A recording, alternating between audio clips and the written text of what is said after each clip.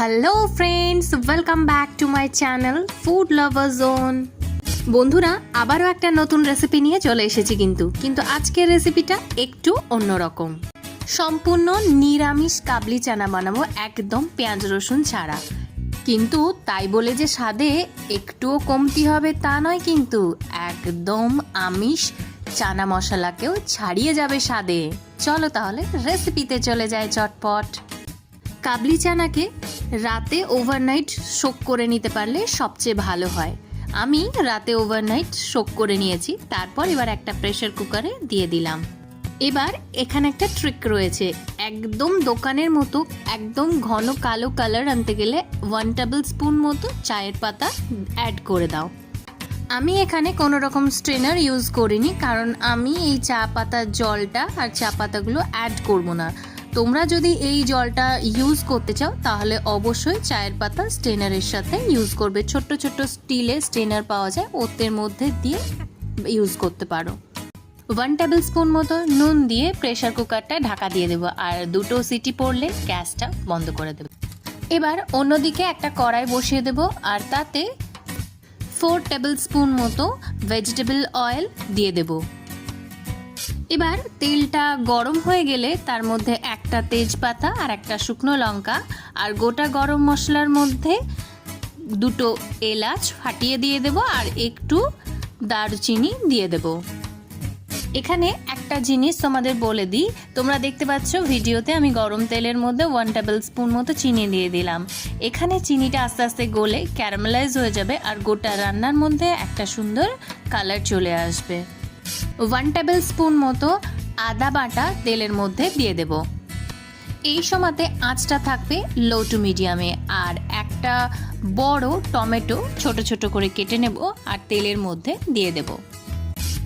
টমেটোর ওপর দিয়ে হালকা 1 চিমটে মতো একটু নুন ছিটিয়ে ঢাকা দিয়ে দেব, যাতে টমেটোটা খুব ভালো করে গলে যায়। এবার 1 মিনিট পর ঢাকাটা খুলে দেব, আর তাতে বাকি মশলাগুলো দিয়ে দেব।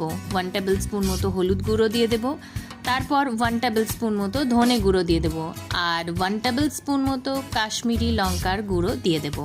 তার সাথে 1 টেবিল স্পুন মতো জিরে গুঁড়োও দিয়ে দেব। এবার সমস্ত মশলাটাকে লো টু মিডিয়াম আঁচে খুব ভালো করে ভেজে নেব। এবার আঁচটা একদম লো করে দেব, আর 1 মিনিটের মতো ঢাকা দিয়ে দেব, যাতে মশলাগুলো ভাজা হয়ে যায় আর কাঁচা যে মশলার গন্ধটা থাকে সেটা যাতে চলে যায়। এবার 2 থেকে 3 মিনিটের মতো মশলাটা ভালোভাবে কষা হয়ে গেলে যখন তেল বেরিয়ে আসবে, তখন সেদ্ধ কাবলি চানাগুলো দিয়ে দেব। দেখতে পাচ্ছ একটা দুটো চায়ের দানা থেকে গেছে, তোমরা চাইলে এটা হাত দিয়ে সরিয়ে দিতে পারো, বাট আমি এখানে খুবই অল্প একটা দুটো থেকে গেছে বলে সরালাম না। এবার কাবলি চানাগুলোকে মশলার সাথে খুব ভালো করে মিশিয়ে নেব লো টু মিডিয়াম আঁচে, যাতে পুরো মশলাগুলো কাবলি চানার মধ্যে ঢুকে যায়। 1 থেকে 2 মিনিটের মতো কাবলি চানাগুলো এভাবেই নাড়তে থাকবো। তারপর 1 মিনিটের মতো ঢাকা দিয়ে দেব, যাতে মশলাটা ভালোভাবে কাবলি চানার মধ্যে ঢুকে যায়। এই যে পদ্ধতিতে আমি রান্নাটা করেছি, এটা একদম সিম্পল ঘরোয়া পদ্ধতি। যে কোনো নিরামিষ দিনে বা যে কোনো পুজো বা ব্রত অনুষ্ঠানে তোমরা অনায়াসে এটা বানিয়ে নিতে পারো। এবার পাশে হালকা একটু উষ্ণ গরম জল করে রেখেছিলাম, একদম অল্প জল অ্যাড করব, যাতে একদম মাখা মাখা কাবলি চানা হয়।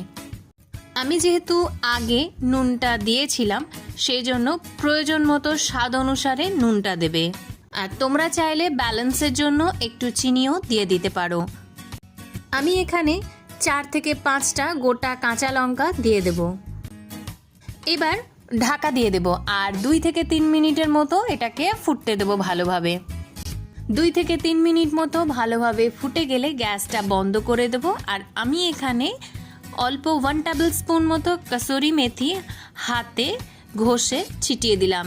এটা দিলে স্বাদটা অপূর্ব হয়। এরপর আর ফোটাবো না, ঢাকা দিয়ে দেবো। 15 থেকে 20 মিনিট মতো স্ট্যান্ডিং টাইমে রেখে দেবো এইভাবেই। আজকে যারা এই রেসিপিটা আমার চ্যানেলে প্রথম দেখছো তাদেরকে অনুরোধ রইল, রেসিপিটা যদি তোমাদের একটুও ভালো লেগে থাকে তাহলে লাইক করে দিও আর কমেন্টে জানিও রেসিপিটা তোমাদের কেমন লাগলো। আর অনুরোধ রইল চ্যানেলটা সাবস্ক্রাইব করার। আর পুরনো বন্ধুদের অসংখ্য ধন্যবাদ পাশে থাকার জন্য। 20 মিনিট স্ট্যান্ডিং টাইমে থাকার পর অল্প কিছু ধনেপাতা চপড করে রেখেছিলাম, সেটা ছিটিয়ে দেব আর সার্ভ করব। এটা তোমরা গরম গরম রুটি, লুচি, পরোটা, নান যে কোনো কিছুর সাথেই ট্রাই করতে পারো। তোমাদের সকলের কাছে অনুরোধ রইল রেসিপিটা অবশ্যই একবার বাড়িতে ট্রাই করো। যদি তোমাদের ভালো লেগে থাকে একটুও তাহলে লাইক করে দিও, কমেন্ট করে দিও আর চ্যানেলটা সাবস্ক্রাইব করতে ভুলো না কিন্তু। তোমরা লাইক বাটন হিট করলে আর চ্যানেলটা সাবস্ক্রাইব করলে আমারও উৎসাহ বাড়ে তোমাদের সাথে নতুন নতুন রান্না শেয়ার করার। আবারও নতুন নতুন রেসিপি নিয়ে তোমাদের সাথে চলে আসবো। ততক্ষণ অবধি ভালো থেকো, সুস্থ থাকো আর অল টাইম স্মাইল করো। Till then, see you, bye by.